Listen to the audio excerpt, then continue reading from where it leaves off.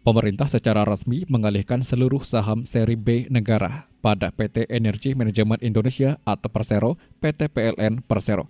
Hal ini ditandai dengan bergabungnya EMI sebagai anak perusahaan PLN yang diresmikan secara hibrid atau virtual dan daring Jumat 22 Oktober 2021. Hadir dalam kegiatan Menteri BUMN Erick Thohir, Wakil Menteri BUMN I Pahala Nugraha Mansuri, Direktur Utama PLN Zulkifli Zaini, dan Direktur Utama EMI Andreas Widodo, dan secara virtual oleh Direktur Jenderal Ketenagalistrikan Kementerian ESDM Rida Mulyana dan Sekretaris Jenderal Kementerian Lingkungan Hidup dan Kehutanan LHK Bambang Hendroyono. Erick Thohir menyambut baik penggabungan EMI sebagai anak perusahaan PLN. Bergabungnya merupakan bagian dari transformasi BUMN, khususnya transformasi energi terbarukan yang dilakukan oleh PLN. Kehadiran EMI memperkuat transformasi energi bersih sekaligus mengakselerasi green economy atau ekonomi hijau untuk Indonesia. Sebagai perwujudan dari energi terbarukan, PLN harus mulai menata ulang proses bisnis yang disesuaikan dengan eco-lifestyle yang akan terjadi di masyarakat. Masyarakat akan bisa beradaptasi dengan perubahan energi terbarukan. Hal ini sejalan dengan komitmen Indonesia untuk mencapai target perjanjian Paris untuk karbon netral atau net zero emission atau bebas emisi karbon pada tahun 2060. Dengan bergabungnya EMI ke dalam ekosistem PLN, tetapi jelas sekali EMI merubah bisnis modelnya, bagaimana EMI menjadi bagian auditing system untuk energi hijau. Nah, ini juga yang sangat menarik saya rasa, ya, karena PLN ini juga bertransformasi, saya rasa ekosistem ini menjadi penting.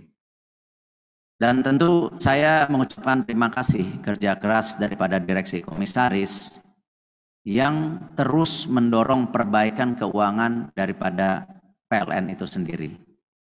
Di mana tentu kemarin capex-nya kita potong sampai 24% sebesar 24 triliun. Hutang-hutang juga di-refinance dengan bunga yang lebih murah. Karena ini penting. Kalau PLN yang nggak sehat, bagaimana kita bisa mendukung transformasi energi terbarukan? Karena energi terbarukan ini kan perlu new investment. Sebagai wujud komitmen mendukung target pemerintah, PLN menargetkan dekarbonisasi sebesar 117 juta ton CO2 sampai tahun 2025.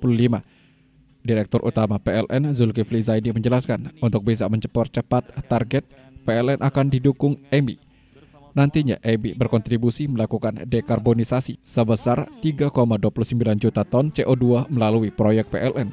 Selain itu, EMI juga akan berperan dalam dekarbonisasi 4,19 juta ton CO2 di luar PLN.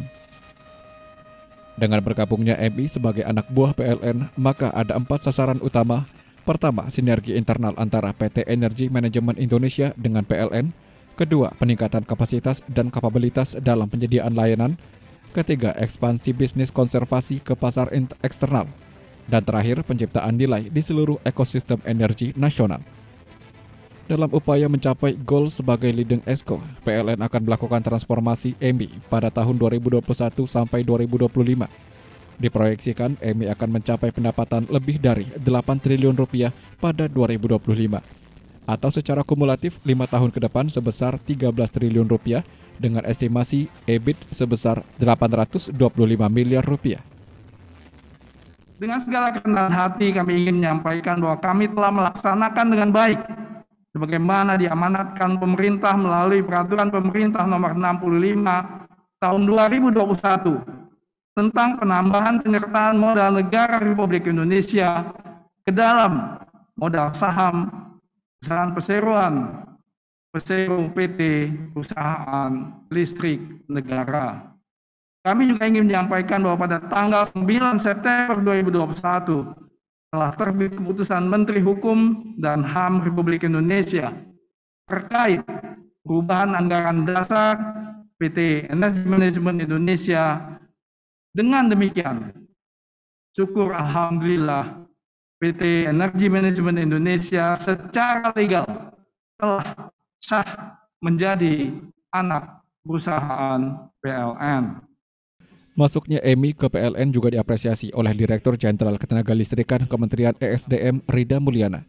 Kerjasama ini tepat dilakukan saat ini berbarengan dengan target pemerintah untuk menekan gas emisi rumah kaca dan juga mempercepat target porsi EBT dalam bauran energi.